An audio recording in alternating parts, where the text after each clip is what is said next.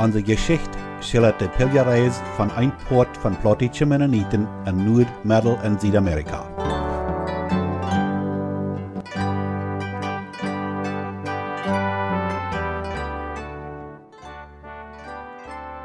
Onze Geschicht Nummer 71.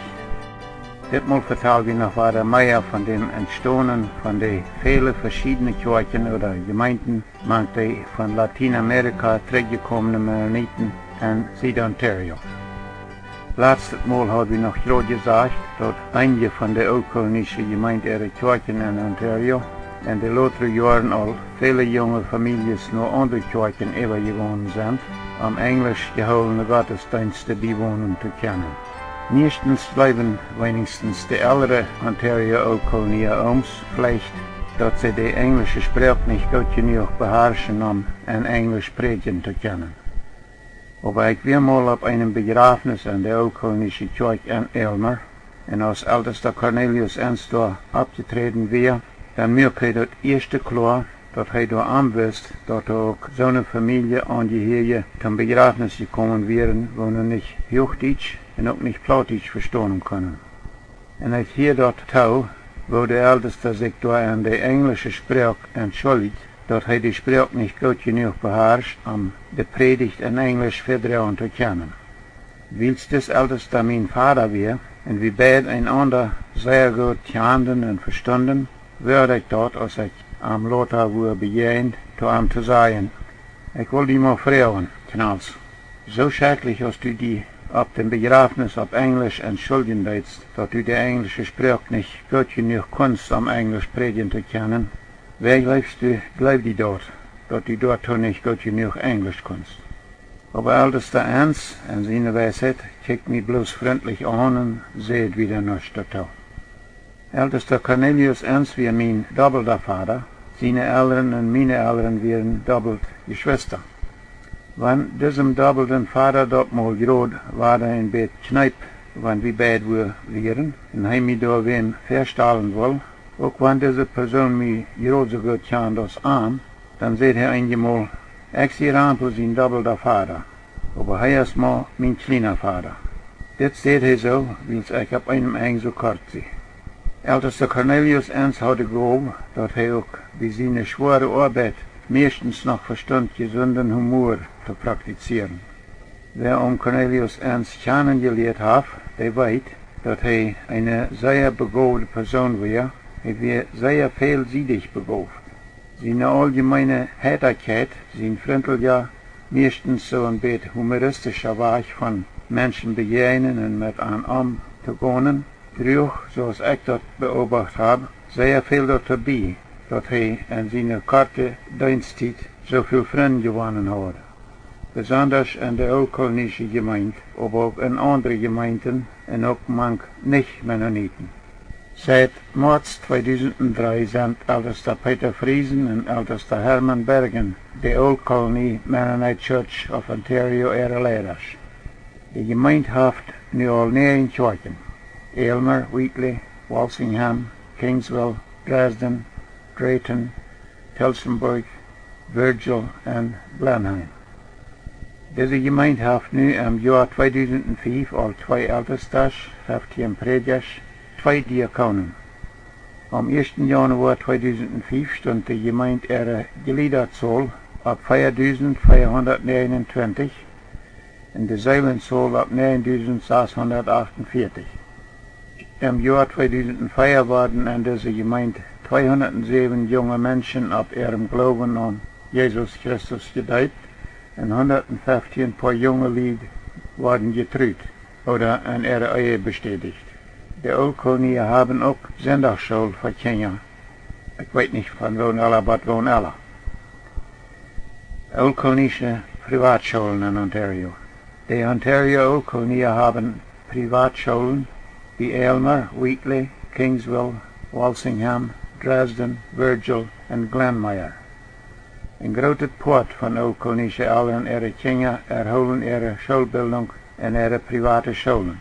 Die meisten von den anderen altkolonischen Eltern ihre Kinder erholen ihre Schulbildung in den Ontario Public Schulen.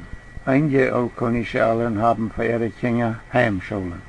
En 6 van de Old-Koloniale Privatschulen in Zuid-Ontario waren Schulkinderen ongerecht van kindergarten tot graad 12.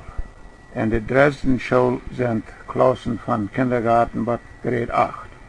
Im Ganzen haben die Old-Koloniale 7 Schulen 1120 Schüler in diesem Schuljahr 2004 und 2005.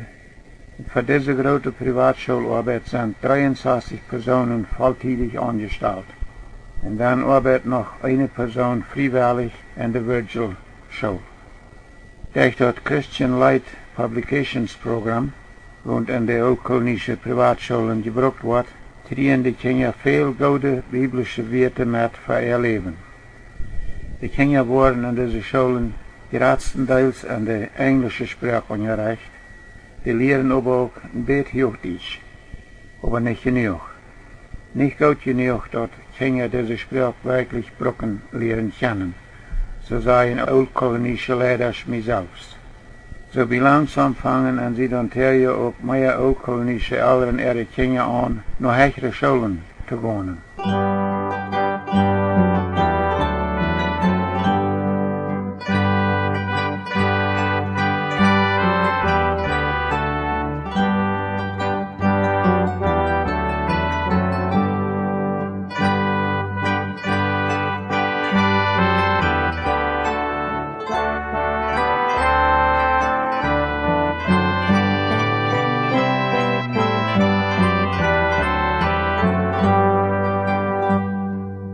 Nu nog wat van dem deel van de Old-Kolonische Gemeinde rond 1984 de New Rhineland Mennonite Church of Ontario wordt.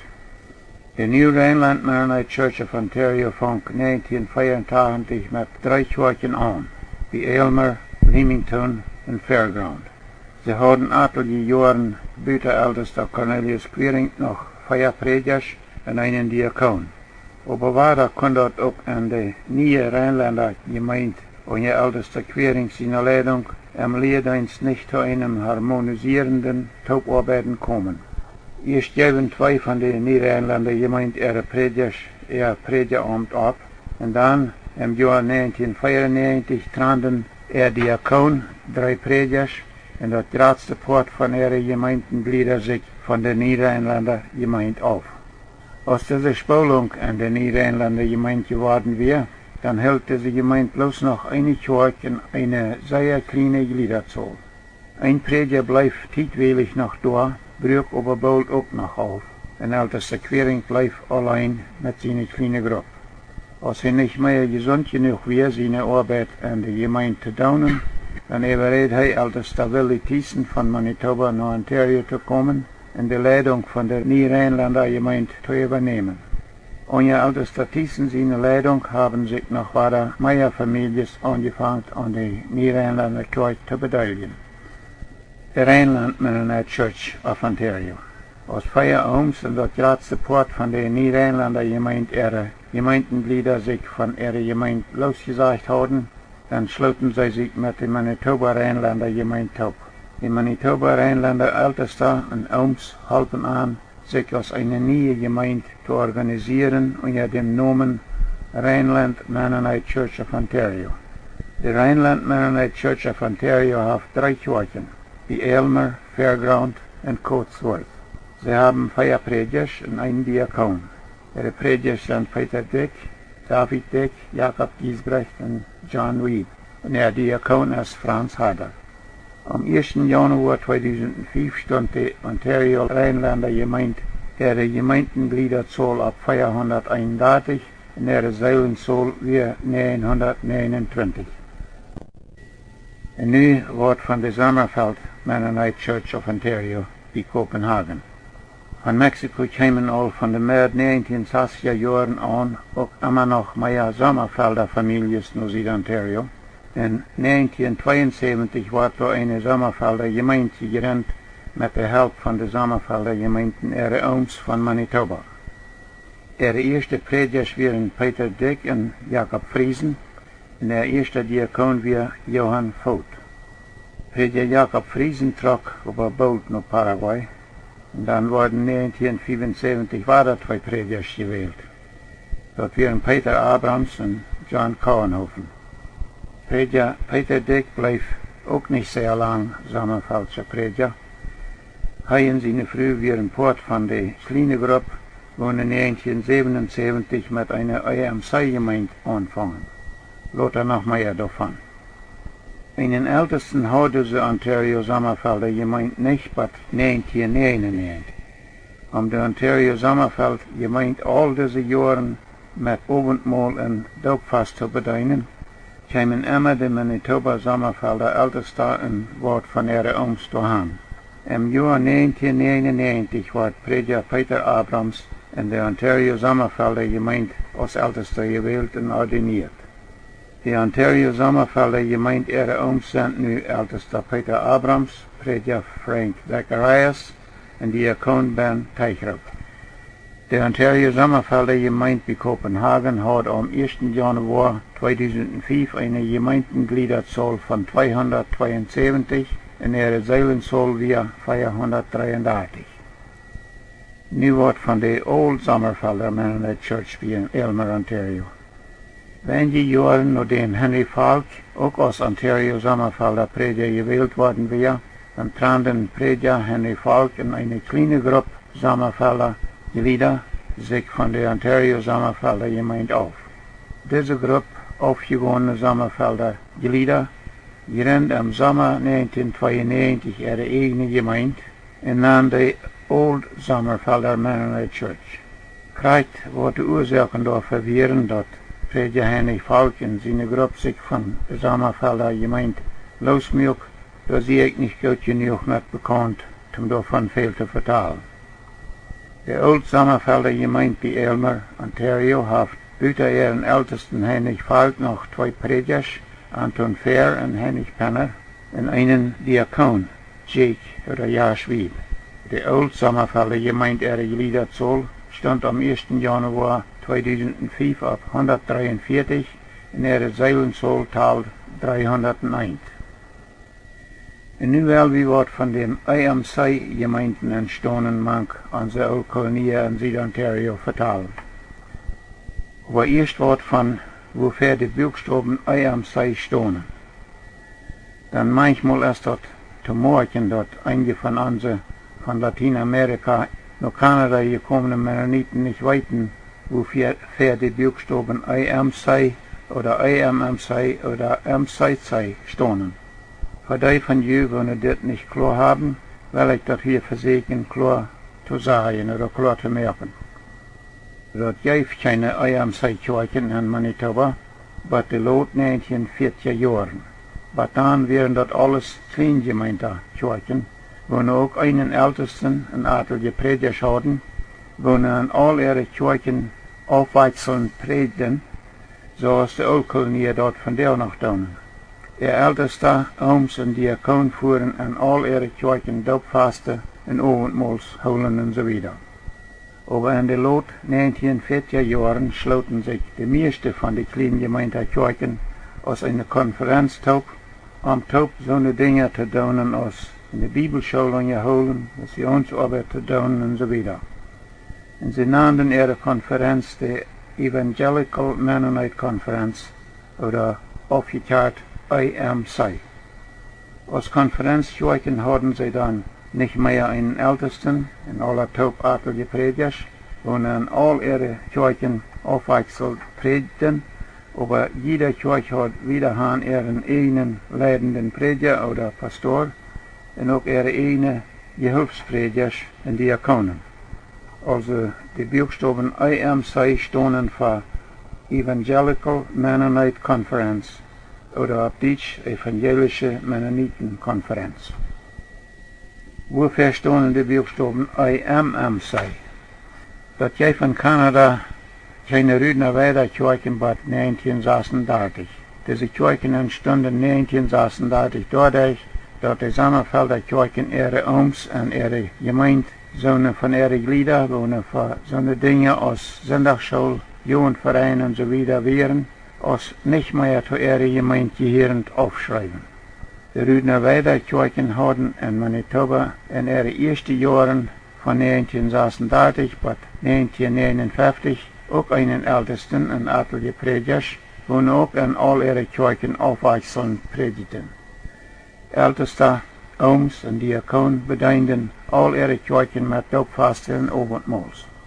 Over 1951 organisierten de Manitoba en Saskatchewan-Rudnawaida Kjoakjen zich als een conferentie en namen de Evangelical Mennonite Mission Conference, aufgeklärt sagt man IMMC.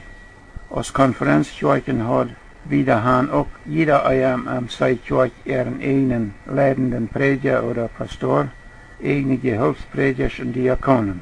Also die Buchstaben IMMC stonden für Evangelical Mennonite Mission Conference. Wofür stonden die Buchstaben MCC? Erstens mal stonden die Buchstaben MCC nicht für irgendeine Kirche oder für irgendeine Konferenz von Kirchen. Die Buchstaben MCC stonden für Mennonite Central Committee oder in Deutsch Mennonitisches Zentralkomitee. Dort MCC ist keine Kirche oder Gemeinde, so als einige von unseren Lied dort bleiben. MCC ist Mennoniten und Brüder in Christus Kirchen ihr Zentralkomitee, durch wohnt die Kirchen oder Gemeinden aller Top in verschiedenen Ländern und auf verschiedene Wege helfen die Menschen ihre Not zu lindern. Also die Buchstaben MCC stonden nicht für eine gewisse Kirche oder Gemeinde, aber für die Mennoniten und Brüder in Christus Kirchen eher arm, womit Gemeinden taub Leibesdienste tun an notleidende Menschen. En nu vertellen we wat van dem Entstehen von IMC-Kirchen in Süd-Ontario, manch onze von Lateinamerika gekommene Mennoniten. Die erste IMC-Arbeit, manch oder mit kolonische Familien von Lateinamerika, fang in Süd-Ontario 1977 an. Ich bin damit nicht gut genug bekannt, da viel von zu vertellen kriegt, wo wir der IMC-Konferenzkirchen oder Gemeinden von Manitoba in Süd-Ontario manch kolonische Mennoniten von Mexiko auch noch eine Kirche anfangen wollen. Aber damit war wir nächstes Mal anfangen müssen, dann unsere Zeitrand all weiter auf. Nächstes Mal vertellen wir dann noch weiter mehr von dem Entstehen von den vielen verschiedenen Kirchen oder Gemeinden, manche von Lateinamerika zurückgekommenen Mennoniten in Süd-Ontario. But nächstes Mal, ich sehe George Rempel.